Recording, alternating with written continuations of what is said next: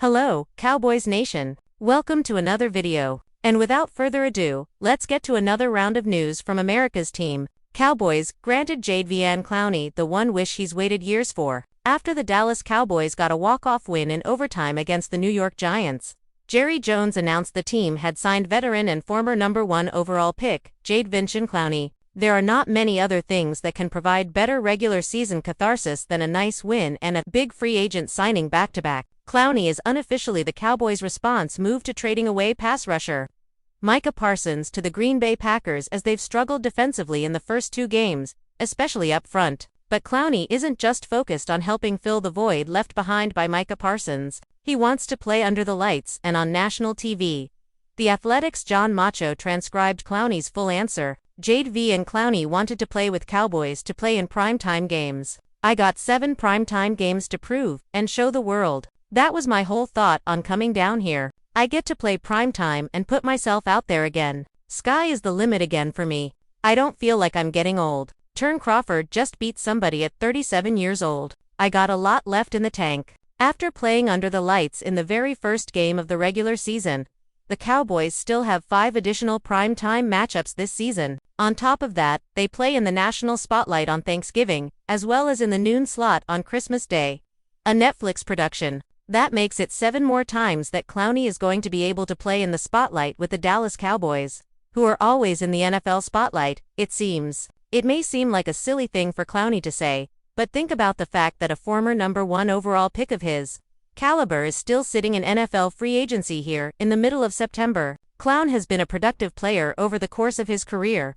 Even if he hasn't lived up to the number 1 overall pick draft status, he's played the last 6 years with the Panthers, Ravens, Browns, Titans, and Seahawks. With all due respect to those teams, it's not like the NFL is trying all that hard to get those teams maximum exposure every single year. The Ravens might be a slight exception, but Baltimore's national exposure pales in comparison to what the league typically does to get the Cowboys in front of the biggest audience possible. And while teams can still scout players without a national spotlight, this is going to give Clowney the best possible chance to maximize his value. Cowboys make veteran signing after Cooper Beebe injury. The Cowboys came out of Week 2 with a fun, if exhausting, overtime win at home against the Giants.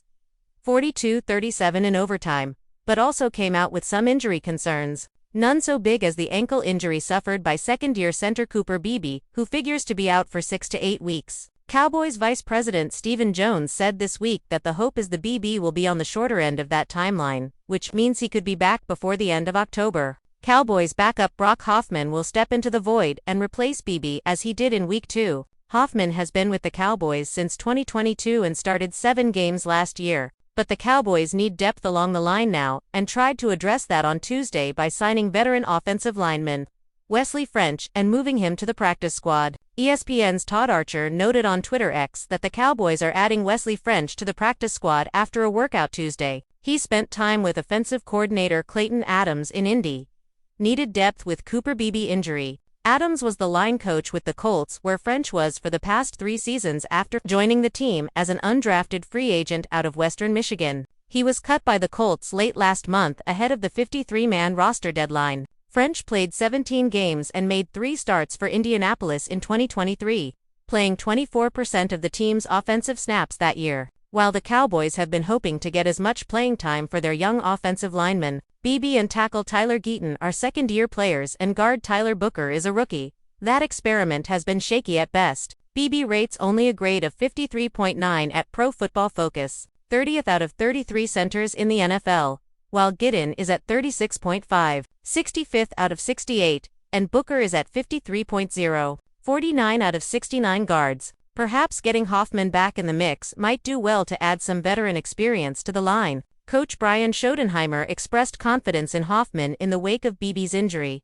especially in his vocal leadership. At practice, he does it. On game day, from the sideline, he does it. So, when he's out there, it's just maybe more noticeable for everybody else, Schottenheimer said. But the intensity the guy plays with, the trash that he talks is kind of fun and cool. He gets underneath the defenders, gets in their heads a little bit, but yeah, his playstyle, he's wired the right way. Man. Cowboys predicted to trade for $30 million All-Pro edge rusher to replace Micah Parsons. The Dallas Cowboys just bid farewell to their all-prods, but could they replace him with another elite defensive end? That's the hypothetical situation suggested by Marcus Mosher of the Locked On Cowboys podcast. The deal would allow Jerry Jones and the Cowboys front office to retain all the pieces from the Parsons trade, while also acquiring the NFL sack leader last season. Here's the hypothetical deal, Mosher suggested. Cowboys receive Trey Hendrickson. Bengals receive second-round pick 2026. A trade like this would likely also be attached to a long-term extension for Hendrickson, the All-Pro edge rusher held out of training camp before getting a $14 million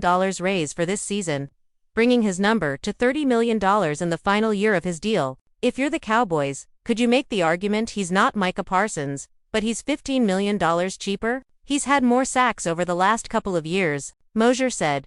We don't have to pay him as much and keep those first-round picks. Dallas clearly believes it needs help on the edges defensively after signing veteran Jadeveon to a 1-year $1 million deal this week, a trade for an edge rusher who had 17.5 sacks last season while retaining Kenny Clark and the 2 first-rounders acquired in the Parsons deal would be an optimal situation for the Cowboys. And with Joe Burrow potentially out for the season, it could make sense for the Bengals, too. But with Jerry Jones' hesitancy to sign Parsons to a long-term extension, would he feel differently about Hendrickson? If he wants to spread the money across the roster, this deal could fall through. It's a trade that's totally possible, but it's more likely to remain a hypothetical. What do you think? Like, comment, and subscribe to the channel.